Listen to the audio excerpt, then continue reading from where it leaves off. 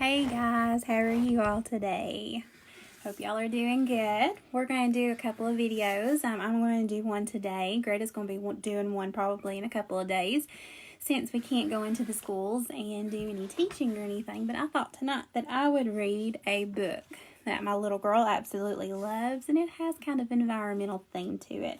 So it's called A New House for Charlie.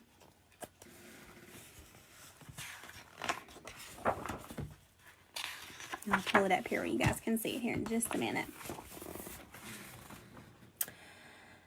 Like all little snails, Charlie and his friends love snail racing. Today, Charlie is wearing the number 2 for the race. Charlie is ahead an entire tentacle length when crack, disaster strikes. Oh my goodness, poor little Charlie. What rotten luck. Without a house, what will happen to you in the winter, says Charlie's friends. Go see Mrs. Hedgehog. She always knows what to do. Mrs. Hedgehog says, you need to knit. Knit for the winter. She gives Charlie scraps of wool and 2 of her spines as knitting needles. And so Charlie knits. 2 knits, 2 pearls, a snugly warm house. A very colorful house. But, unfortunately, it isn't waterproof.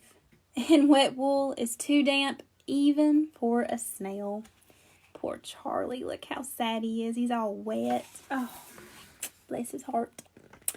Keep your tentacles raised high and do not despair, says the ants from the neighboring garden. We'll help you. The hard-working ants build Charlie the strongest and most waterproof snail house that there have ever been. To thank them, Charlie gives them an apple slice. He is ready to leave as everyone is quite happy. Very nice house, isn't it? But the new house is so heavy that Charlie can hardly move an inch. I'll starve if I can't move, thinks Charlie. So he leaves his house to a freezing beetle family. Just then, an excited dragonfly flies by and says, I found you a house. Awesome. I wonder what kind of house this is going to be.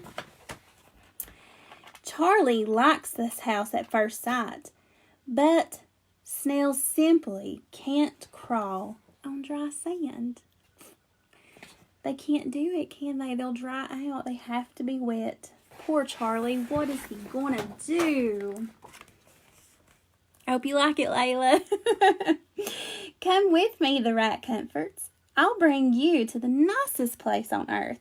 There you will find the house of your dreams. Oh my goodness. But look at all of this. He's took him to a big trash pile. But one house is too tight. No, he won't fit. The other, too sticky. It's a jar of honey. He can't get in there. He'll get stuck. One has sharp edges. Oh, it'll cut him. And the next is already occupied. There's already a cockroach in there. Suddenly, a wonderful scent fills Charlie's nose. Oh my goodness. My dream house, cheers Charlie. But it's unfortunate that this new house tastes so good. He's living in a piece of cheese. Every day, the house gets a little bit smaller, and after a week, it disappears completely. Charlie ate his house.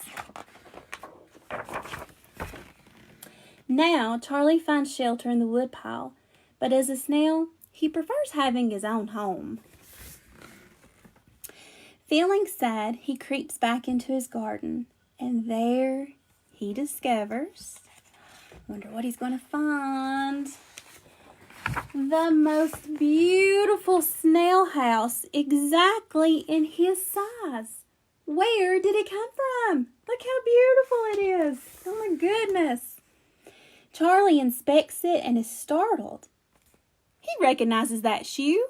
It's the same shoe that crushed him, wasn't it? Don't be scared, says Matthew, the shoe's owner. I painted this colorful snail house just for you. Aw, he felt really bad, didn't he? Matthew noticed that he had stepped on the snail's house and he felt really bad. So he searched his treasure box for the biggest snail house, decorated it, and put it in the garden. So I can recognize the snail, Matthew had said to himself. Since then, Charlie and Matthew have become good friends. But when Charlie's friends want to snail race with him, he hides in his new house. I'm not going to get stepped on this time. And he's as slow as a snail to come out of it. All right. So in this book, we saw some trash, of course. Trash does not make a good home for Charlie. It's not a good home for any kind of animal. And so I want to think about how that Matthew made a house for Charlie.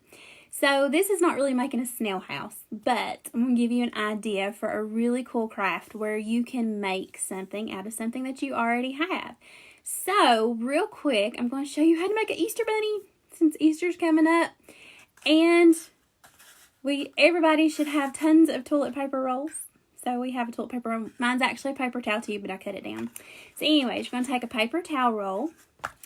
And I had some bits of paper laying around. This is actually craft foam that I had laying around. So I'm going to take and I'm going to wrap that around my toilet paper tube so it makes it a nice, pretty, bright color. Just take me just a minute. Put me some glue on here.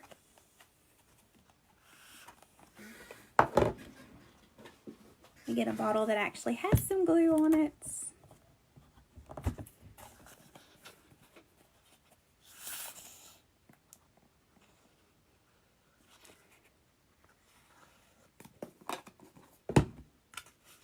Alright. So now my toilet paper roll looks all pretty and festive. And I have some eyes, button eyes.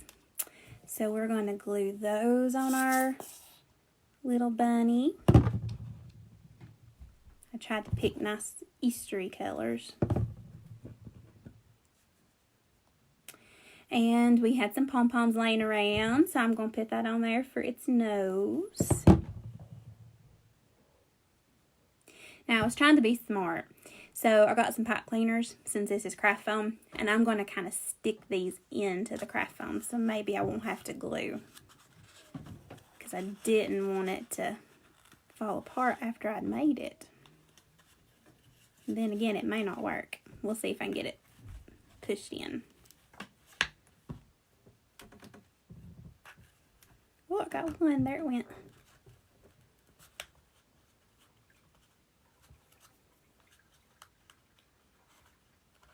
There's another one. Okay, I'm hurrying. I'm sorry, guys.